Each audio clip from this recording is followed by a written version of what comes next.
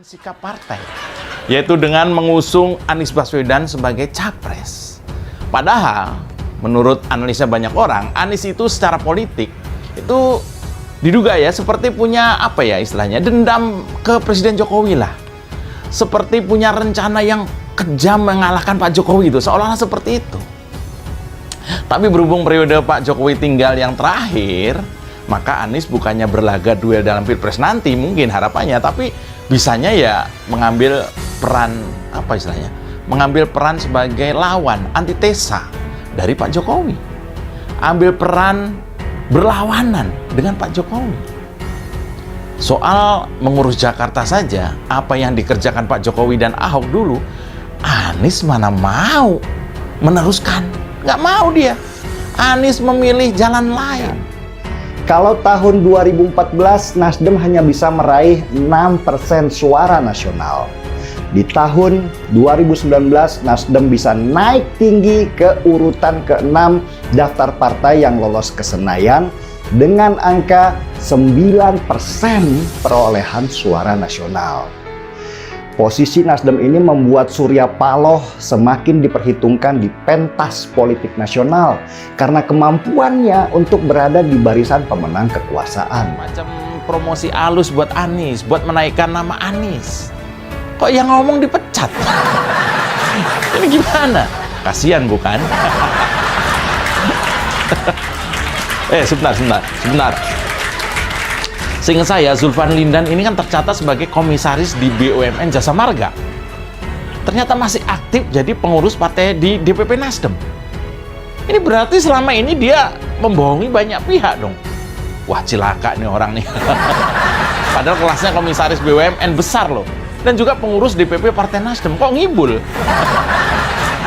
Para loyalis Anies yang memang selama ini mengagung-agungkan Anies, kemudian lari untuk memilih Partai Nasdem.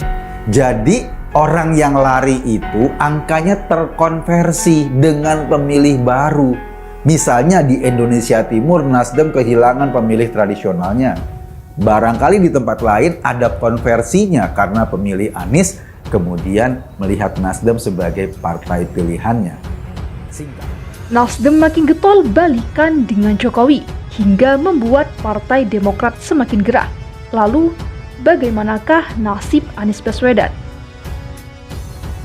Nasib pencapresan mantan Gubernur DKI Jakarta, Anies Baswedan seakan kembali berada di ujung tanduk. Pasalnya, koalisi perubahan yang digadang-gadang akan mengusung Anies tampaknya semakin jauh dari potensi terbentuk. Hal inilah yang disampaikan Direktur Chairest Network, Hasan Nasbi, di kanal YouTube-nya. Ini koalisi sebenarnya jadi apa tidak?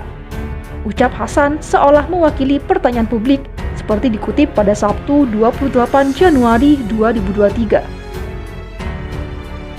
Hasan menilai Partai Nasdem sepertinya masih sangat berkomitmen untuk mengusung Anies Baswedan.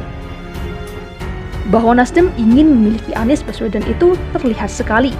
Karena bagaimanapun, Nasdem butuh tokoh atau orang yang bisa ditokohkan ke publik, baik untuk pemilu 2024 atau setelahnya nanti, jelasnya.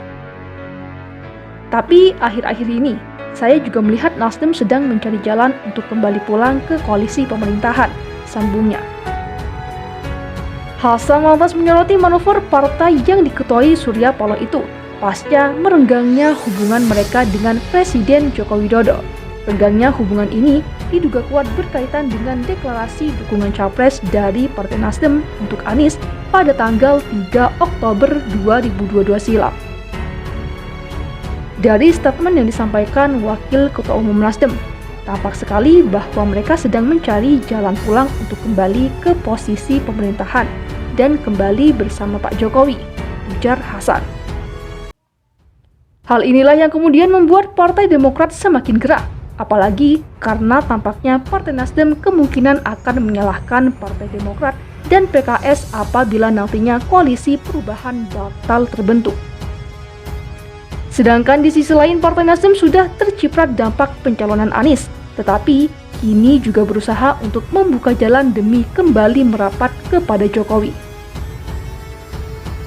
Demokrat sepertinya tidak ingin itu. Demokrat berusaha mengunci. Kamu nggak bisa ambil kredit atau mencalonkan Anies sendirian. Saya kirim rilis nih, bahwa kita sepakat calon presidennya Anies Baswedan. Sekarang saya tantang, berani nggak bikin segber, kata Hasan. Namun tantangan ini malah kembali dimuntahkan oleh Partai Nasdem dengan dalih koalisi perubahan belum terbentuk. Jadi, semakin jelas bahwa Nasdem sedang mencari jalan pulang, dan semakin jelas Demokrat ingin mengunci. Kalau mau lebih seru, PKS ikut mengunci, tegasnya menambahkan. Wacana Partai Nasdem untuk kembali merapat ke Jokowi juga dianggap mudah tercapai akibat pidato Megawati di HUT ke-50 PDIP. Pasalnya, saat itu Jokowi seperti di-roasting oleh Megawati. Tampak jelas ada ketegangan di sana, dan sepertinya Surya Paloh menangkap hal itu. Lalu berpikir, Pak Jokowi nggak mungkin front konflik banyak-banyak. Jadi kalau agak tegang di sana, yang di sini bisa agak dikendurkan, tugasnya.